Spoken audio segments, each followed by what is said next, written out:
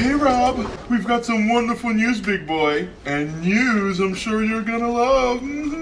Oh, cool, Talbot. What's going on, man? We just got the rights to use Gamera in the Monsterverse. Oh my god, really? That's great. I mean, he finally gets an opportunity, his time to shine, his day in the sun, but man, I gotta be honest, I would hate to be the guy who would have to think of a way to bring him into the universe, you know what I mean? Well, I hope you don't hate him too much because that guy, it's you. Wait, what? Yes, well, I did tell management that you would love the opportunity. I mean, after all, there's no way I'm going to take it. I mean, it's sure to fail, and management already said that if it does, they're going to downsize. Oh my god, do you know which department? Well, mainly you. They did say whoever led the project would be fired. All other departments would be completely fine, so good luck, big boy. Oh my god, the amount of pressure, but you know, to be honest, it's kind of an exciting opportunity. I mean, after all, if I get this to work, I mean, I'm looking at a huge promotion. I mean, hell, what's the worst that can happen? Let's go to work.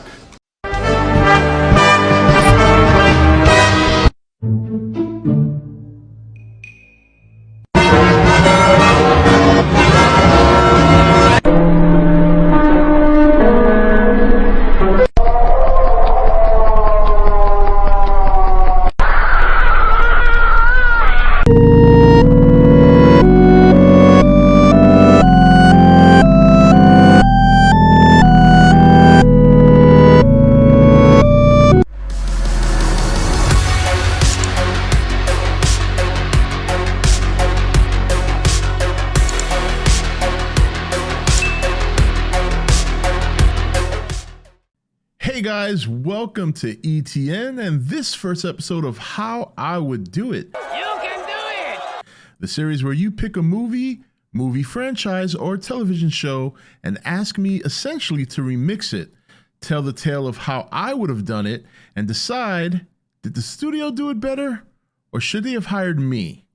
Anyway, in this episode, we're going to tackle the question that has come up time and time again, especially most recently, which is how I would introduce Gamera into the Monsterverse. Now, to make it clear, this video is purely speculation and fun. Gamera is not coming to the Monsterverse, and as of this recording and this point in the video, there's no project in the works for him to have a feature film anytime soon. So, with that disclaimer out of the way, let's get started. Now, there are many challenges to bringing Gamera into the Monsterverse. 1, he's a turtle. 2, he's a turtle that flies. And 3, he flies using rockets coming out of his... You'll need a rocket up his ass to catch this one. Right. So, now, as Kaiju fans, there are no problems here. Everything is normal, carry on. But the problem lies in selling this to the average moviegoer, who already have a preconceived notion of monster movies, that being that they are generally cheesy. So, how will the average moviegoer react to Gamera?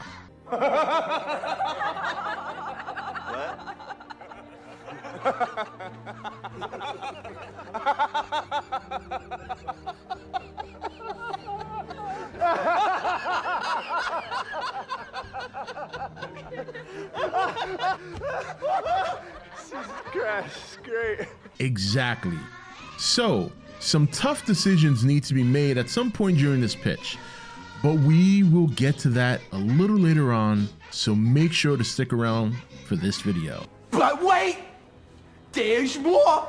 Hang on to your seat, baby! Cause this one's a screamer! My first goal is to figure out which origin to pull Gamera from.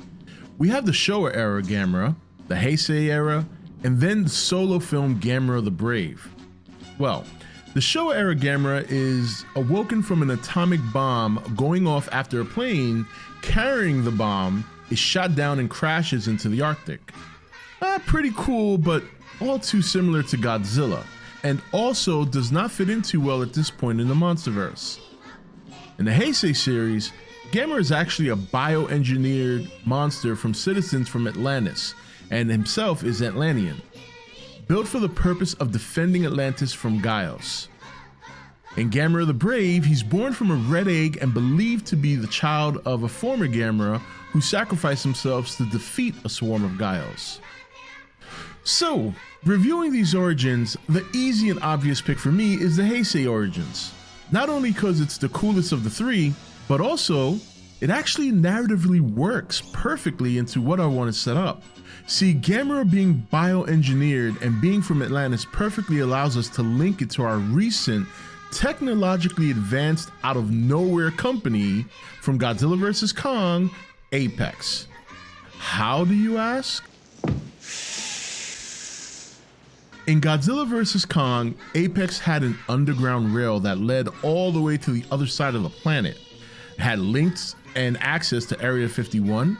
They were also able to extract a sample from the Hollow Earth via Wi-Fi download, and of course, created Mechagodzilla, which was linked neurologically via the head of King Ghidorah to its remote pilot. Now, this is quite a leap in technology from the prior Monsterverse movies, but more notably, only Apex has this technology. How? Well, because Apex discovered Atlantis, and through this discovery, ran into our giant turtle who's been slumbering there. You see, in Godzilla vs. Kong, Simmons expressed a great desire to get into the Hollow Earth and recruited Dr. Nathan Lind as his guide. Why? Well, because his last foray into the Hollow Earth did not go too well. He managed to find Atlantis and recover and reverse engineer some of its technology, but was unable to find the power source needed to sustain his most prized creation, Mechagodzilla. Now, some of this technology he successfully recovered is what enabled him to find the power source, or at least locate it before Kong was the one to actually take them there. And while it seems he came out of nowhere with the creation of the Heaves, the technology that makes those devices work also stemmed from Atlantis. In fact, this is what allowed the Atlanteans to traverse back and forth to the surface and to the Hollow Earth. Now, we can delve into ideas of what made Atlantis sink in our story, but I think you see where I'm going here. With the idea of Atlanteans traveling back and forth to the Hollow Earth and their need to create Gamera, but you know what? Let's leave that for another day. Now, if you're wondering how Apex and Simmons got to Atlantis in the first place, if it is sunk to the Hollow Earth, let's recall that in Godzilla King of the Monsters, the submarine was whisked away to Godzilla's temple, proving that the Hollow Earth network is full of different layers of different depths. All this is my foundation for my Gamera Monsterverse movie. In this new movie, Monarch and federal agents are investigating and interrogating different employees of Apex trying to find clues.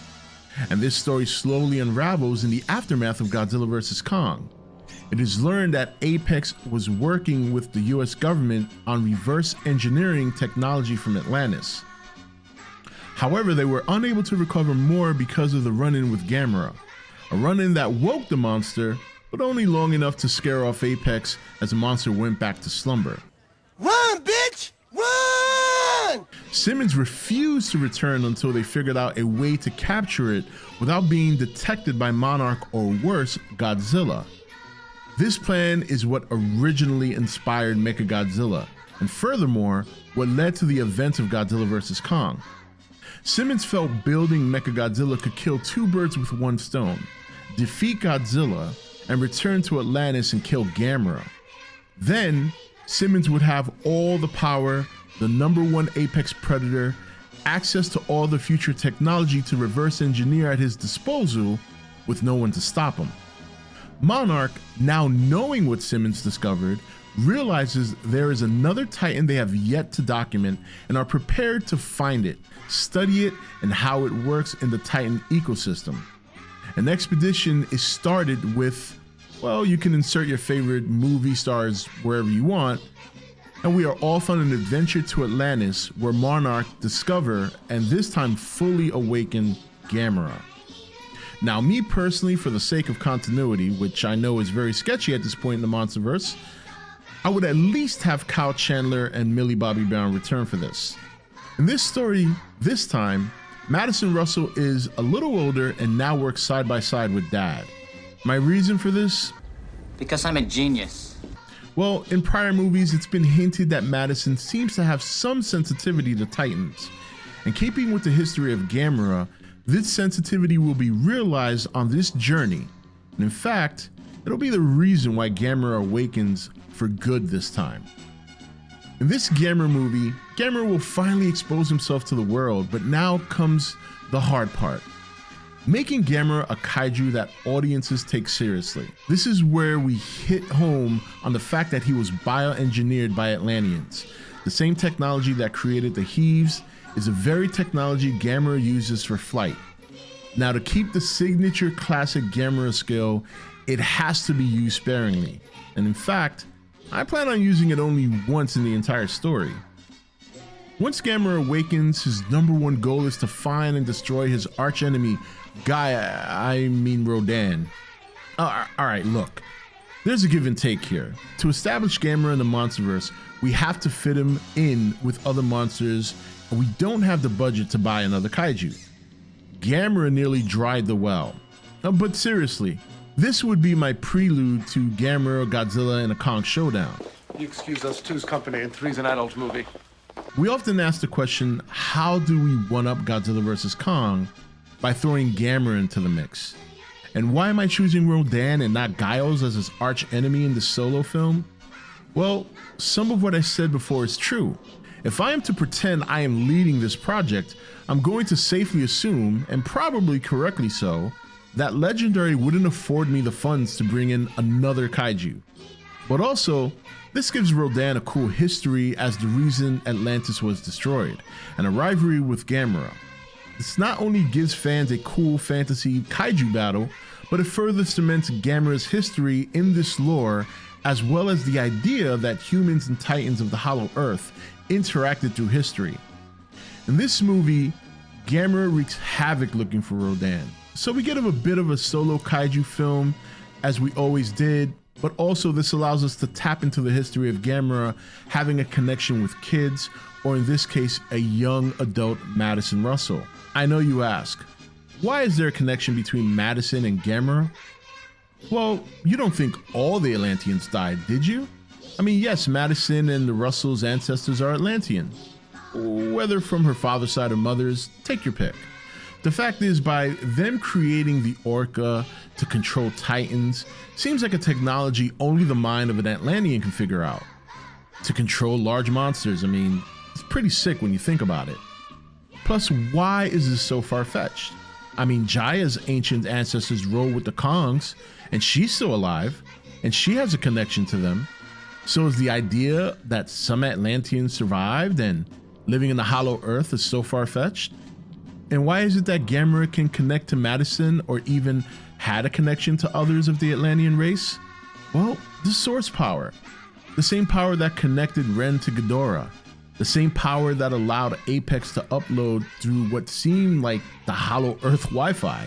A network, the original network, of which all technology derives, built by the Atlanteans and used by all forces of life, including Titans. The power that allows Godzilla to know when other Titans are present. The power that allowed Kong to find his home. The power that allowed Ren to connect to Ghidorah, as I mentioned before, and drive Mechagodzilla. Anyway, you get the point. And of course, this power has evolved from prior movies. I mean, Godzilla 2014, the way he was able to find the Muto was obviously through different wave signals. But we all know that 2014 is long in the past and they have leaped the technology and changed things around since then. So hey, look, I'm only playing by the rules that they've established. And think about it also, this power did not work on King Ghidorah himself. Why? Well, because he's not originally part of the ecosystem, which is a paraphrase from Dr. Chen from Godzilla King of the Monsters. This story, this lore that I've established, not only cements Gamera into the lore of the Monsterverse, but makes him play a very important role and arise as one of the most important Titans in the quest for Titans and humans to coexist. By establishing this lore and making his existence so important, It will make some of the more nonsensical things about him easier to swallow. And bringing Gamera in this late in the game, you would have to give a big narrative reason why he is there. As for the rest of the movie, Rodan eventually awakens, sensing his arch nemesis Gamera, and I would reveal his flight in one major epic scene where he is pursuing Rodan, where they both crash after a collision course in the air and have an epic fight, which leads to Gamera finishing off Rodan with his Mana Blast after his fireballs prove useless against Rodan. This movie will end with Godzilla awakening, still battered, sensing Gamera's presence, and then cutting to the Hollow Earth, where we see Kong running along, stopping and looking up at the sky of the Hollow Earth, sensing the power discharge from Gamera's Mana Beam. And then looking at his axe, where the dorsal plate glows blue, but the femur on the hilt glows red, and cut there.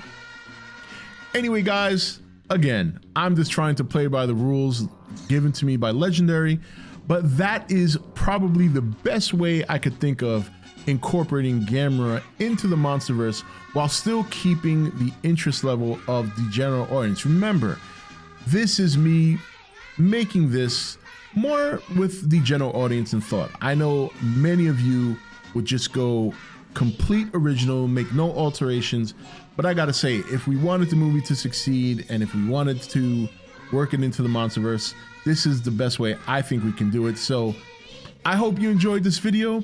Let me know in the comment section, would you hire me or would you let the studio run away with it and see what they come up with? Thing of it is, we'll probably never know. Gamera's not coming to the Monsterverse, unfortunately, at least as far as we can tell at this point of this recording.